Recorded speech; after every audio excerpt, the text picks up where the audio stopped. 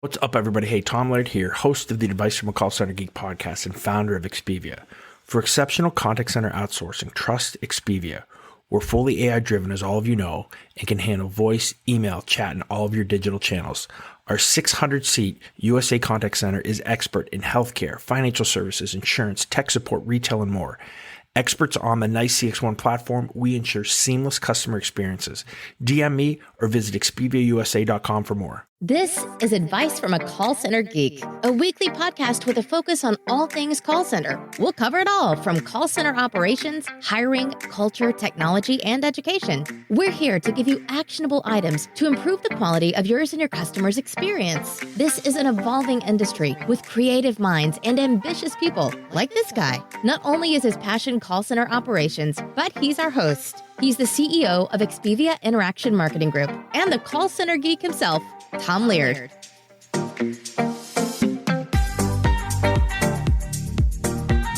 Welcome back, everybody, to another episode of Advice from a Call Center Geek, the call center and contact center podcast. We try to give you some actionable items to take back in your contact center, improve the overall quality, improve your agent experience, hopefully improve your customer experience as well. I hope everybody had an amazing Thanksgiving. We're kind of rolling on here towards the big holiday of Christmas. I wanted to, again, talk about maybe the bridge between actual contact center operations and AI. I'm again, as I've been kind of talking about, I think all of us are getting kind of AI'd out, and there's kind of getting so much repetitive information that a lot of it right now isn't very new, and it's kind of getting boring.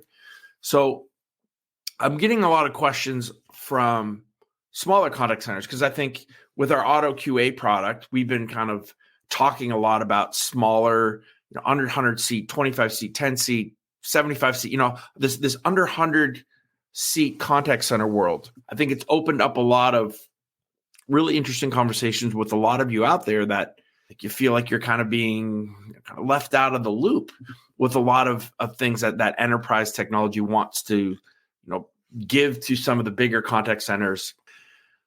A lot of you as well try to jump on some technology that maybe you don't need. Maybe you're spending things and you have a salesperson in your ear, talking about, hey, we have this tool, we have this, you got to have this.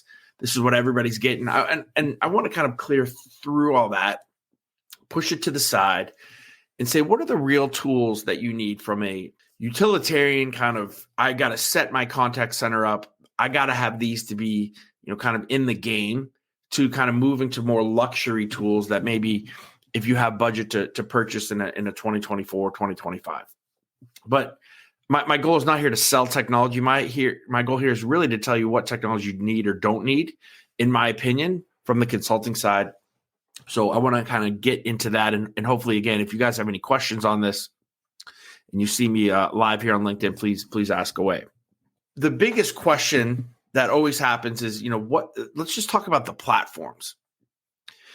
And I think that there's a huge discrepancy on what you need depending on the size of your contact center. I don't think that that's rocket science or that's not really anything that you didn't know, but there's a huge sliding scale on this. A lot of small contact centers, like if you're on a micro, like say you have 10 seats, you may not need any type of major CCaaS platform, right? That you're gonna pay, anywhere from, I don't know, say $150 to $250 a month per agent. There's a lot of really good UCaaS, right? Unified Communications as a Service platforms that you can utilize kind of as your contact center if you are smaller and you don't need a lot of the bells and whistles, and you can do that stuff on the, super, super cheap, like under $40 a month kind of thing. With some of this, you can get some basic contact center features to, like there may be an additional add-on for a skills-based routing kind of piece within your UCaaS. Like you can kind of play around a little bit. Understandably, it's going to be a little bit more stringent in how you can use it, right? Where, the big platforms are just, there's crazy amounts of things you can do. But if you're 10 seats and under, you really just need somebody to take voice, maybe take email, maybe have a chat slapped on there, right? And if you're 10 seats and you're doing all three, that's probably a lot. If you're just doing one or the other, it's a no-brainer that really that's all you need. If you're getting over 25, you're getting into the 50s, and then especially if you're over 50 seats and you are a contact center and you're doing customer service work, you're doing sales work, and we're talking mostly inbound here, then that's when you're going to look to go to a real CCaaS provider. You guys know I did a podcast about 3 or 4 episodes ago as well on kind of my favorite CCaaS providers. I'm not going to get into that today. If you have any questions on that, please feel free to ask me. I'd be more than happy to help you or kind of guide you on that. That's when I think you got to get into, for sure, skills-based routing. You're going to probably look to do some more integration work. You need some better dashboards. You need the better reporting, looking at service levels, looking at handle times, looking at specific agent statistics and KPIs. They're going to do a much better job in the CCaaS world than on the UCaaS world with a lot of those kind of ancillary reporting and those kind of things. I think that's one of the biggest differences.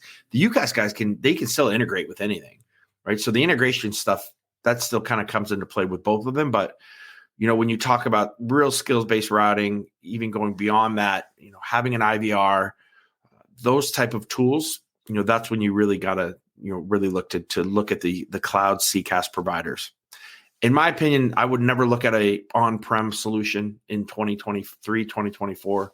I think on-prem is dead, in my opinion, from a new purchase. And I know there's a lot of legacy.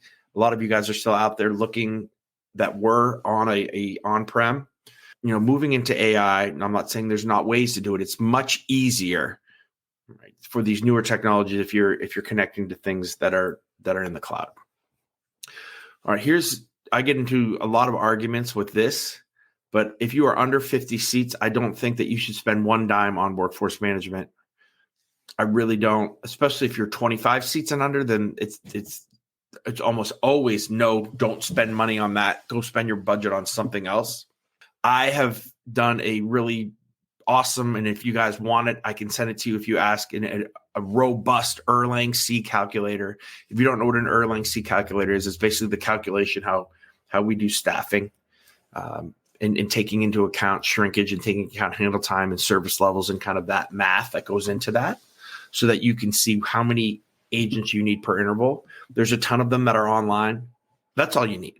If you get into the point where you're 50, 75, getting into that world, then it's a discussion. I don't think that I still don't think you have to have it, but it becomes, the ROI on that, I think, starts to make a little bit more sense when you're above 50 and you're closer to 100 seats, to have workforce management, to have people be able to trade their shift, to be able to see schedule adherence, all of those types of things. But I still think you can get away without it. Once you're over 100, you have to have it. I mean, or things get really confusing pretty quickly with how you're scheduling and staffing. And I think if you're over 100 seats as well, your volume dictates that you need to be able to forecast that out.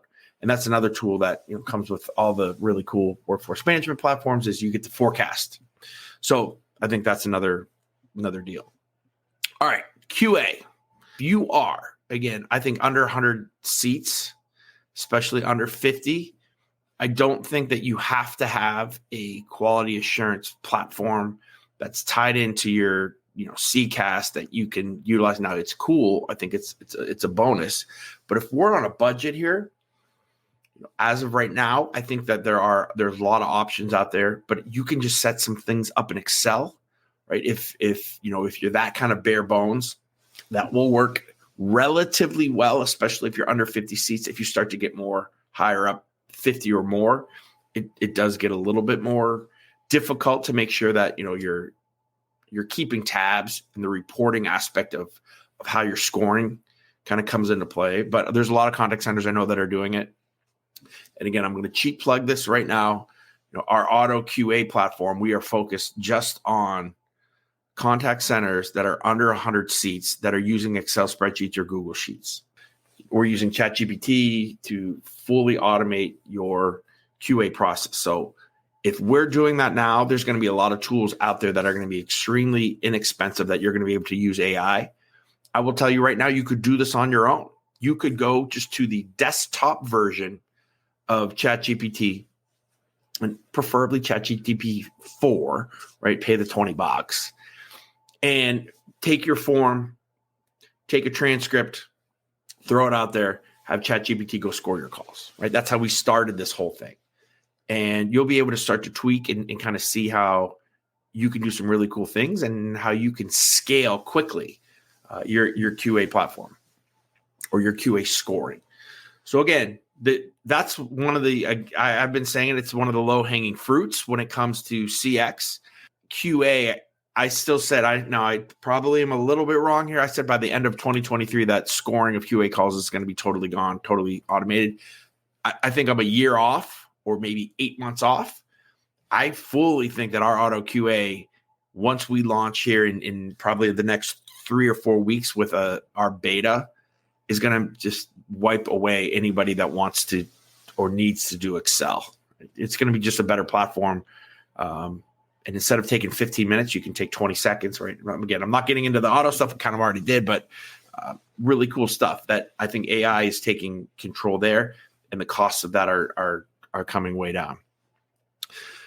The other thing I think that you do need is some type of knowledge management or some type of KMS. This is another tool that you can use with ChatGPT. If you have the kind of the paid version, you can create your own GPTs. You can upload, all of your training documents, every single thing to do with pricing and all the information about your product or your service. And it basically becomes like a ChatGPT or a Google search just based on your information, which is pretty cool. But there's a lot of companies that are out there that are very inexpensive. Worst case, have a SharePoint, have something like that your agents can get information that they don't have to, talk to you or talk to the supervisor as well.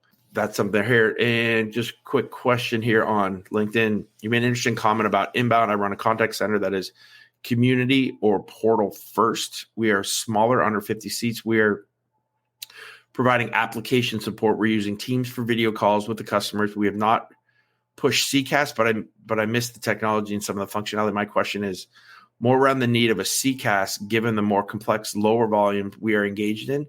Is it needed? Is it needed?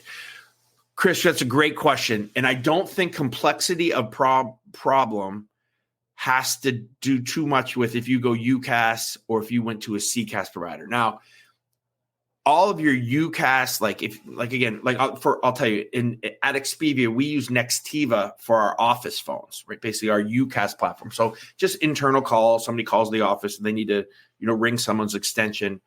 Nextiva we're not even close to using it. I don't really need to, but full integrations with Teams, full integration with a ton of different CRMs. They also have their own kind of smaller type contact center stuff too that you can get with that. I think it is more size, scope, and then what do you need to do with calls? So when it comes to, because integrations, I think you're fine, but when it comes to routing of calls, when it comes to reporting, right? Reporting is a huge aspect of where the CCaaS world is, from real time to historical.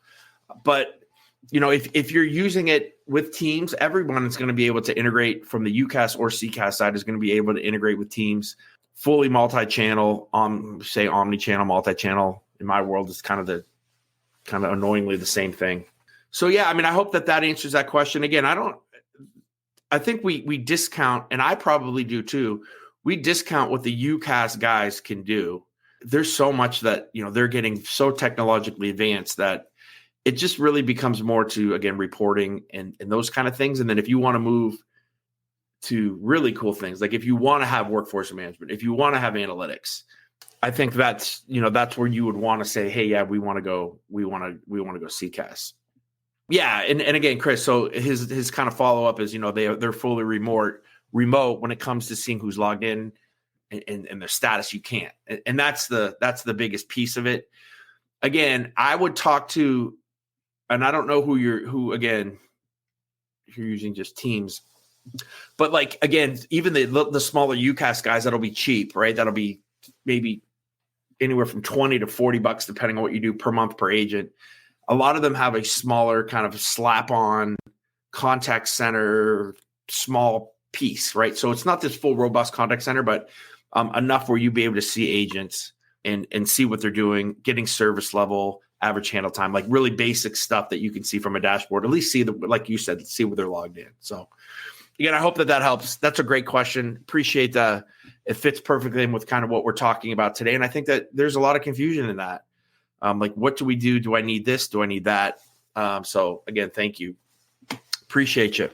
Again, if you want to get into, like I just said, to the cooler tools, some of the UCaaS guys will talk about analytics and they'll say they have it. I think it's kind of very light.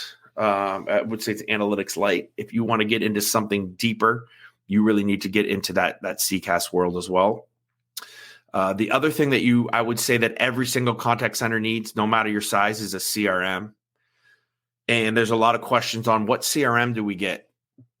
And I would tell you, I love if you are super small, 10 seats, 15 seats, 7 seats, the Zohos, the Zendesks of the world are very inexpensive, very much easier to use. I think can add a lot to what you want to do. You don't have to have like a full-born programmer like you really do for Salesforce to get anything out of it. You can create your own kind of GUIs as well. Like we have done that for some specific clients, especially on the outbound side. We'll have a database, have a GUI that we can make outbound calls, type back into that, kind of make sure that we keep update to notes. But for most of you, that's what you're going to need. There's also some really small, when we first started, this is like 2010, and I think they're still around. I loved it. It was called like, no, this isn't a CRM, or this is not a real CRM. Like that was the name of the company. I forget, and I'm probably doing them a disservice, but it was some kind of funny name like that. And it was really just really basic, like name, address, phone number, notes. You could just like slide them into categories. Like you could have a sales one where it'd be like, hey, just notify the client. Hey, they're in contract. Hey, they're in here. Or you could just use it as kind of an inbound customer service, very basic, just name, notes. And for a lot of contact centers, that's really all you need. Now, again, if you're getting 50, 75, 100 seats, a little bit more higher volume, yeah, you're going to need something that is a little bit more robust. And again, I'm not going to get into things like how you can auto write and integrate into it, but I think that's where, again, no matter what, Zoho, Zendesk, Salesforce, any CRM you have, UCaaS or CCaaS, you can fully integrate. You can do screen pops. You can do those kind of things. That's the other thing that I think is a for sure that you need. When you talk about computers, like I get that question a lot too. It's like, hey, what computers do you buy? What computers do we need? And for us, we have found that initially, let's talk about what we did before and now what we're doing now, is we would go purchase a lot of times like 23-inch all-in-one refurbished Lenovo's. Like that's kind of our house computer. There's a bunch of websites there that you could purchase them, again, that were like a year out refurbished. So we would end up paying like $399 or $499 a computer. They would last like 3 or 4 years. They were great, hardworking machines. Love those. But what we have found recently is we've gotten into Chrome OS. So Chrome OS is basically the operating system that we're moving all of our agents to. So we're either buying Chrome boxes or Chromebooks and then having a monitor kind of slapped onto it. And those things are dirt cheap too, right? So $299 or $399, kind of all depending. So they're almost cheaper or as cheap, as inexpensive as the Lenovo's, but they're brand new. And then we have much more control over, and again, don't need to be I'm a huge fan of the Chrome OS operating system. I can't recommend it enough for anybody's contact center. The ease of use of it, the amount of security, it takes away all of you don't need enterprise virus protection, right? It takes away all your security aspects. You can fully lock it down. It's awesome. And you can even see where the actual computer's at. Like you can see if they're at like Starbucks taking calls. You can see there's no more, hey, my internet's out, because you can see if their internet is actually up or not based on, logging into their system. And that's the other thing, the logging in and logging out of the actual computer, you don't need a third party for that either. So it kind of, for one price of like $5 a month, right? Yeah, I think so, because it's $60 a license per year. You get enterprise virus protection. You'll be able to log in remotely. You can lock the machine down. You get all these kind of other kind of really cool tools. That's kind of what we do. I don't think you should be paying, unless your company is flush with cash, paying $1,000 or $1,200 for a computer for the agents. I think that there's a lot of ways that you don't need to do that, and get the same kind of bang for your buck with it as well. Headsets is a cultural thing, I think. There's a lot of really expensive, awesome headsets. We normally buy, be in the world of anywhere from $25 to $50, depending on what is honestly for sale on Amazon at the time. We also, though, have about 3 headsets that our reps have approved. So we would never go out and just buy a headset and say, here's your new headsets. They'd be like, dude, if they haven't approved them, you're in for a world of pain. So we just kind of say, hey, here's 5 headsets. What ones do you guys like? They'll normally pick 2 or 3 of them, and we'll just get an assortment of those. But again, when it comes to headsets, if you have people in the office, when it comes to chairs, make sure you get a buy-in from the agents with that as well, or you will be in a world of pain. And then again, just depending on what you need. If you have just the Windows machines, you got to make sure that you have data security. You have to make sure that you have a way to keep updates updated on your system. You have to have virus protection. You have to be able to really lock the machine down. I don't care if you're 5 seats, 10 seats, 20 seats. You need to have that security kind of protocols in play. If I was starting if somebody said, hey, Tom, I want to pay you money, can you set me up? I want a basic 10-seat, 20-seat contact center. Right? I'd be looking at, do we need CCaaS or UCaaS? So I'm going to try to spend the most amount of money on the platform. Right? My budget is going mostly towards that. I'm going to say I don't need workforce management. I'm going to use AI for quality assurance. So I'm going to have very little to that, but I'm going to be able to scale that very quickly. I'm going to have questions about, do we need analytics or not? That's going to play into our UCaaS or CCaaS. I'm going to get a Zoho, a Zendesk CRM and start to be able to build that out.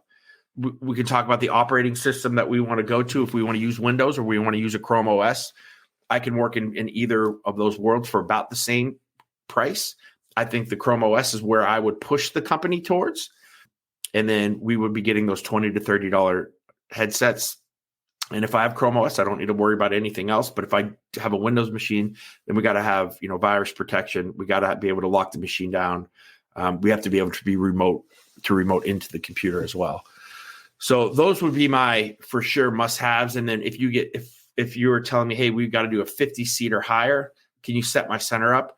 Yep, I'm going the best CCaaS platform for us. I'm getting analytics, workforce management. They better be part of the platform that I'm doing. From a quality assurance standpoint, I'm either going to utilize that platform that they have, or I'm still going to probably do the AI route because I can scale that much cheaper and do many more in the time period. Again, like I said, I would get analytics. I'm over 50 seats. Then again, this is not an AI conversation, but then we can really start to talk about some other tools. Like, do we have budget for agent assist? What are we doing from a self-service standpoint? Right. I think some of those things come into play a little bit more. Maybe not. Maybe that's not true. I mean, I guess if you are smaller, you may want some more extra self-service as well. It's very difficult to get in any type of AI generative chatbot with the providers of today, just from an ROI standpoint, right? Because it's crazy expensive at this second to do things on a smaller scale. Now that will all be coming down. Not to say you can't find it, but the main players in the space have crazy high minimums, and the cost per call is still pretty high. The technology is cool, but you're going to pay for it. So again, that's why I haven't really included too much of that. Other than you can do some basic self-service stuff, basic chatbot stuff. And then again, like I said, with the computers and the headsets, what we would kind of do. So that's kind of how I would set that up. The stuff that I think that you guys need. Integrations are always come into play. Integrations are the easiest thing ever, right? They stress people out the most, but if you have a cloud, anything, UCaaS, CCaaS, you have any type of CRM that has open APIs, then if you can't do it yourself from a professional services standpoint, that's one of the easiest things to integrate with. So it is something you don't need to stress out about. I don't even almost include it in here because I'm just assuming that you're going to have that integrated. Again, for even if you have no idea what you're doing, for a couple $1,000, if not a couple $100, depending on what is pre-built already, you can get a full integration with your deal. And if you can't do it that cheap, then come talk to me. I'll make sure that we can do it for you for that cheap. So I hope that helps you guys. Again, something a little different. I'm going to keep until the end of the year, kind of getting off the AI deal, and then probably go full bore again as we launch Auto QA and talk more about AI in the first quarter of 2024. But again, Chris, thanks for joining. Thanks for the question. Hopefully that helped you as well too. And I'll talk to all you guys next week.